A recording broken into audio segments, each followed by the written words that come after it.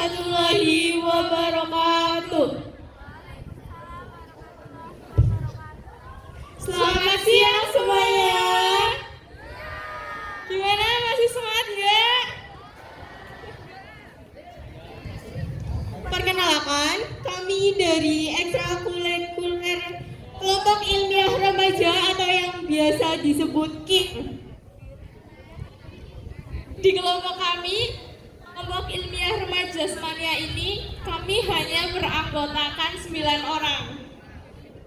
Ya, cukup sedikit memang.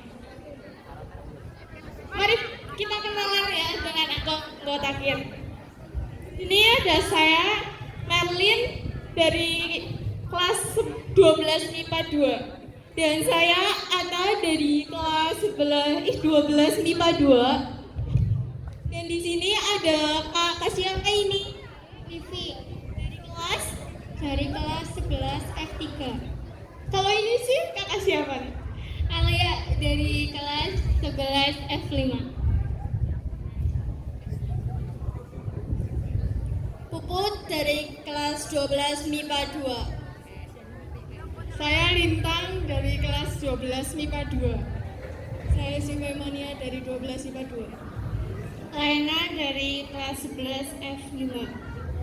Saya Sisilia dari kelas 12 MIPA 2. Dan juga kita punya 4 guru pembimbing. Ada Bu Nani. Halo Bu Nani. Tepuk tangannya dong. Ada juga Bu Nurhaini. Halo Bu Nurhaini. Ada Bu Tanti. Say hai Bu Tanti.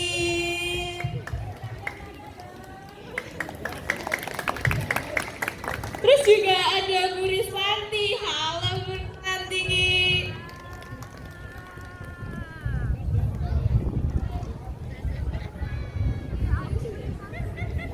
Oke. Di sini ada yang tahu apa itu KIR enggak? Enggak ada nih? Pengen tahu nggak? Apa sih itu KIR? Oke, kalau belum tahu nanti dijelasin sama Kata ya. Apa sih Kata itu KIR? Oke, kelompok ilmiah remaja atau KIR adalah kelompok remaja yang melakukan serangkaian kegiatan yang menghasilkan suatu hasil berupa karya ilmiah.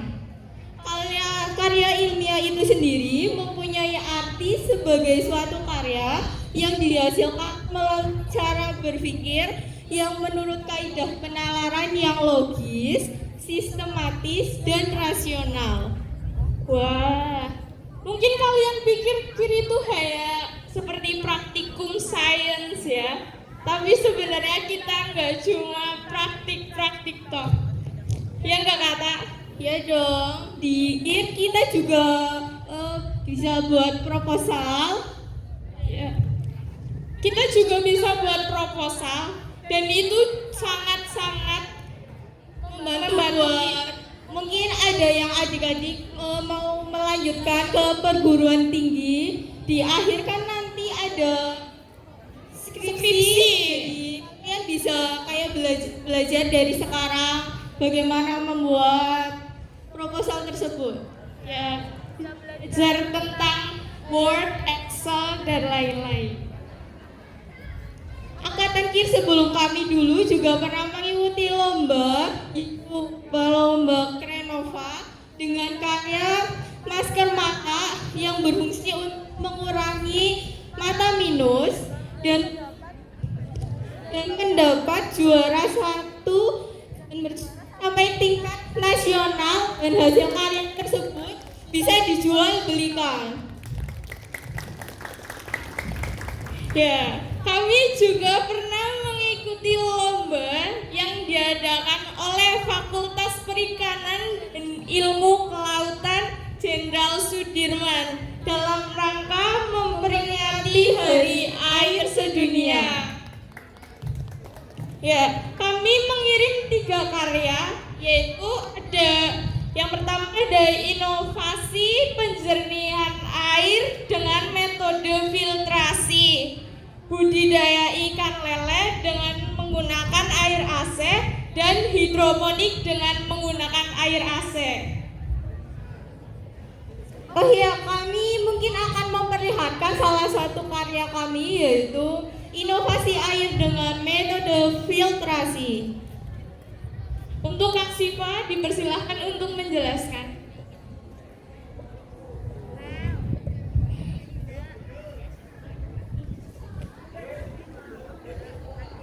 Di sini akan menjelaskan mengenai abstraksi inovasi penjernihan air dengan metode filtrasi. Masalah air bersih merupakan hal yang fundamental pada masyarakat, terutama di sekolah yang berada di sekitar lingkungan persawahan. Lingkungan sekolah yang berada di pinggir sawah menjadikan air di sekolah itu menjadi berbau dan berwarna.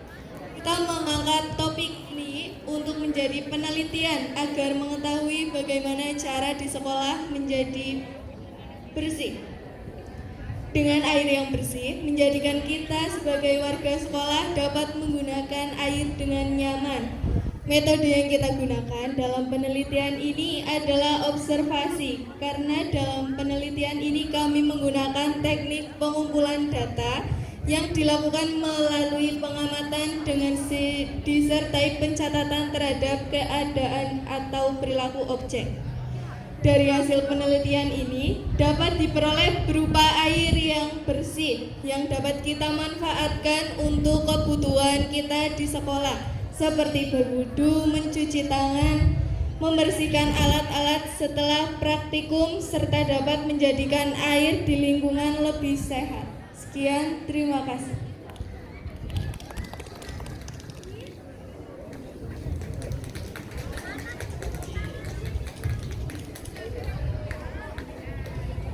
Ya, untuk selanjutnya kita juga ada satu karya lagi nih yang disebut Elephant Toothpaste atau pasta gigi gajah.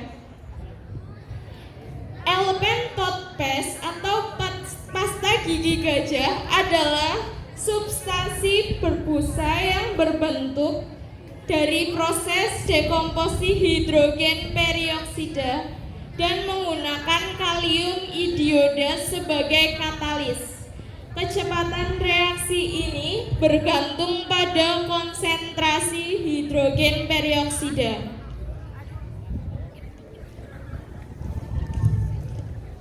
Eksperimen ini menunjukkan penguraian hidrogen perioksida yang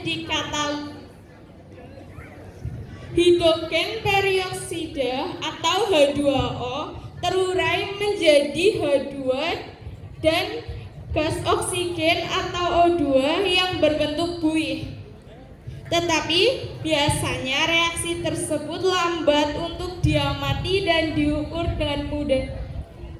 Oleh karena itu ditambah katalis, yaitu ion idioda dari kalium idioda untuk reaksi dan akan menghasilkan bentuk busa yang cepat namun tidak berubah secara kimiawi dalam prosesnya. Mungkin ada yang tahu kenapa disebut pasta gigi gajah? Ada yang tahu tidak? Yang tahu nih? Ya, oke. Biar saya yang jalankan ya. Reaksi kimia tersebut bisa disebut pasta gigi gajah karena terlihat menghasilkan busa dan biasanya diukur di kelas kimia untuk menjelaskan katalisator. Yuk kita simak bagaimana terjadinya reaksi tersebut.